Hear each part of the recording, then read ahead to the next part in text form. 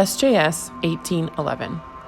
This drill hole is part of the historic drilling in the San Juan area and shows an intercept of high-grade mineralization hosted in the San Juan Breccia, where it cuts the Plomosas andesite. The following core boxes show the Plomosas andesite host rock with weak selective chloridization in contact with the San Juan Breccia, between 277.35 and 290.7 meters.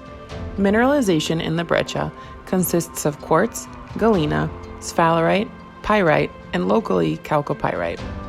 The intersected mineralized interval cut 15 meters at 361 grams per ton of silver equivalent and 3.1 meters at 944 grams per ton of silver equivalent. The hydrothermal system present at San Juan exhibits the alteration, textures, and mineralogical characteristics of what can be classified as a low sulfidation epithermal system.